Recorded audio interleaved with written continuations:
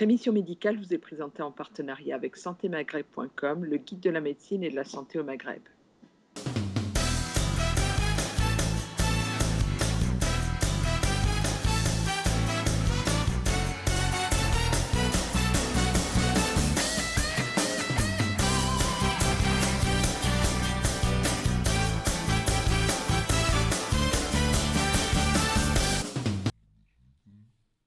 Je crois que beaucoup de gens l'ont ressenti comme ça.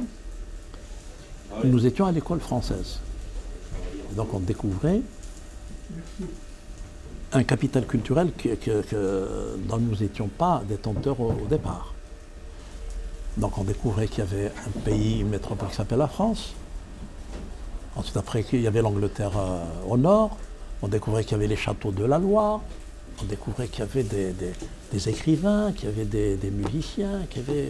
Tout ça était dans nos livres, mais même de manière très superficielle.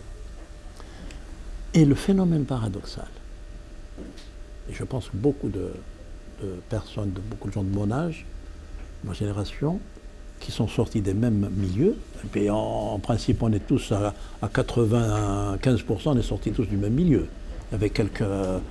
comment on les appelait,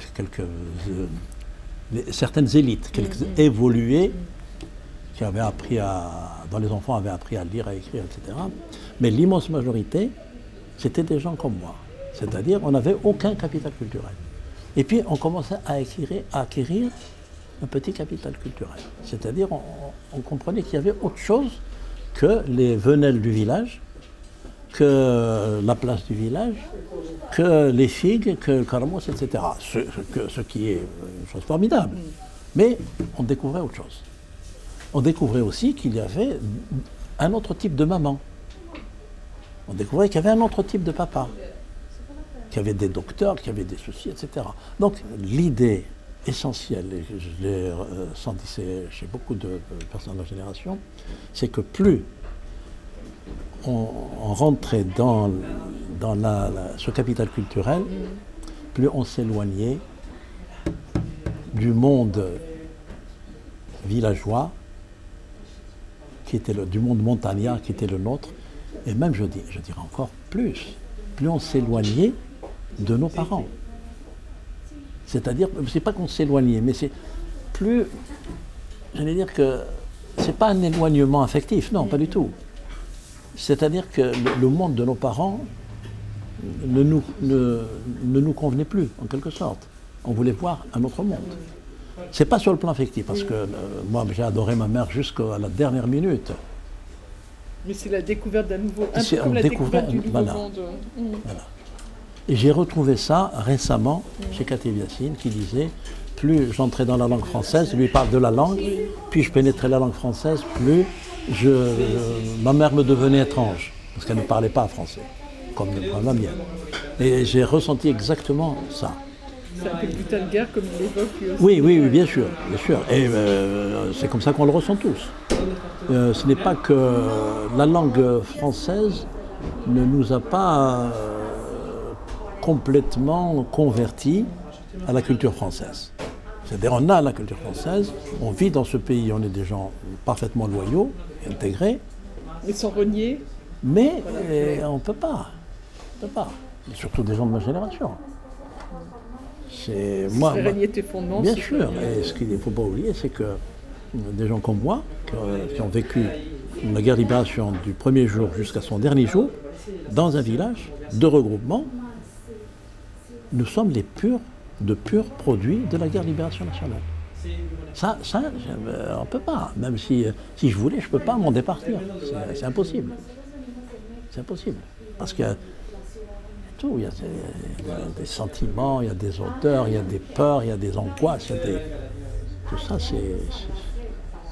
on ne peut pas se libérer de ça. Et personnellement, je ne voudrais pas m'en libérer parce que c'est ce qui a structuré ma personnalité. En plus, comme je te le disais, je n'ai pas eu des peurs immenses, des moments de stress, etc. Mais j'étais presque un peu inconscient du danger, presque inconscient. C'est-à-dire que je me disais, nous tuer, non, ils ne feront jamais ça. Ils n'iront jamais jusque-là.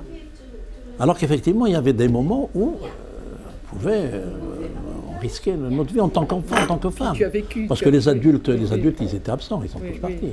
Il est arrivé un moment, surtout à partir de 57, 58, 50, la opération jumelle, il n'y avait plus d'adultes jeunes au village. Il y avait des vieillards, il y avait des enfants. Moi, à mon âge, j'avais 7-8 ans, et je passais pour c'était moi l'homme de la famille. Quand il y avait quelque chose dehors, c'est moi qu'on disait, il faut aller voir. Et souvent, j'ouvrais la porte et je voyais un mort devant la mosquée, quoi. Ça, je parle de choses que j'ai vécues. Donc, mais paradoxalement, je ne peux pas dire que je vis encore dans ces traumatismes. J'ai l'impression que ça m'a même un peu renforcé.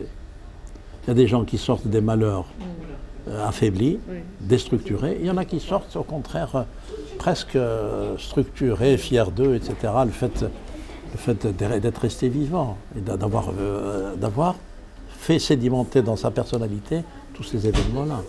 S'en sortir oui, parce que parfois, il y a des jeunes avec qui je parle, ils me disent, on vous envie d'avoir vécu ça.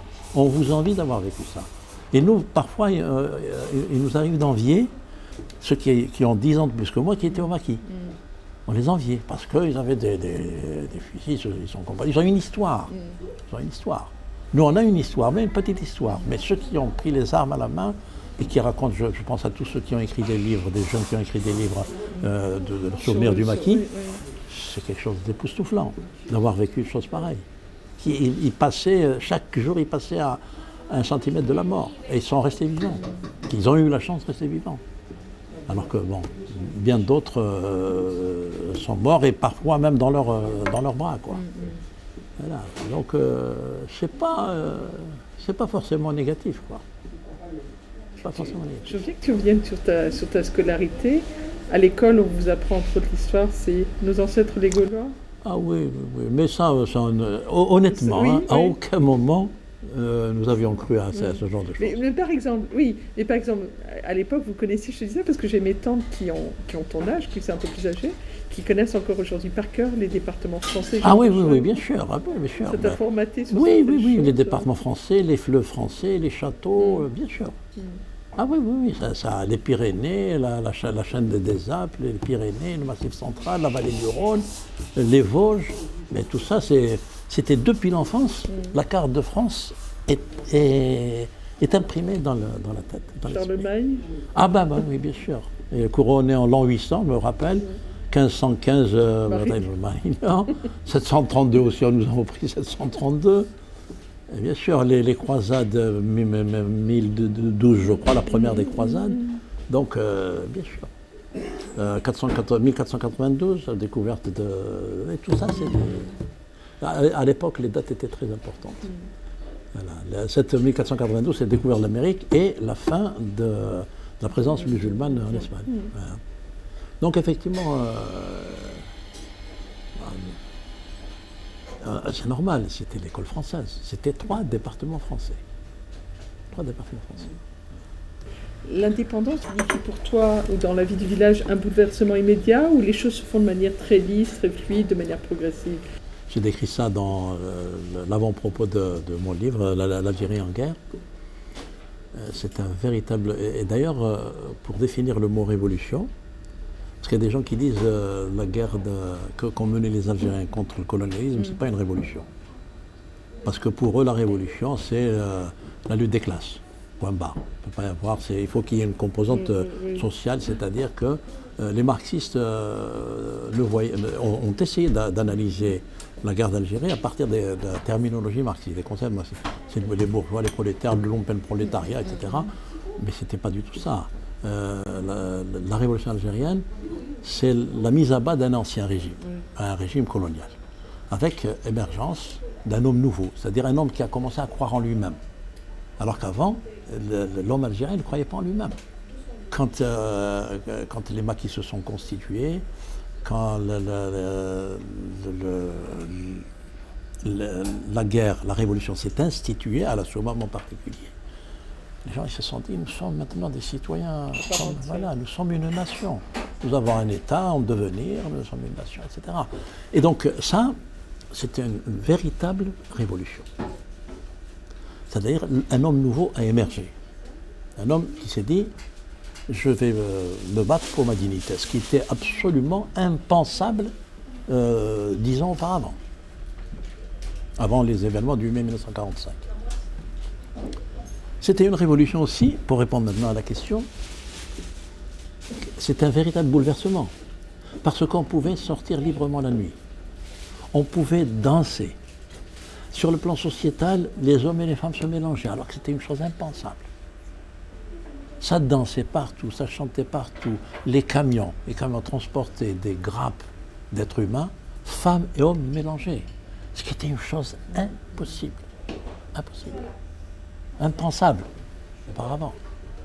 Voilà. Et donc tout ça, c'est un bouleversement, je dirais pas social, parce que social, pas encore. Il n'y avait rien pour social. C'est un bouleversement sociétal. Tout était à faire. J'ai appelé ça un véritable Big Bang de la société algérienne. C'était à l'époque où les femmes, les premières mois, les premières années de l'indépendance, les femmes ont commencé à porter des mini-jupes. Alors que la mini-jupe était interdite aux Pays-Bas. C'est pour ça qu'il y a eu un célèbre chanteur, Qarnastal Varabah, il a fait une chanson qui s'appelle Mini-jupe à Fatima. C'était un peu pour dénoncer cette accélération des mœurs dans notre pays. Comme si le fait d'avoir été comprimé, opprimé, privé de toute liberté, comme si le fait d'avoir lutté, d'avoir gagné, permettait dorénavant quelques comportements licencieux.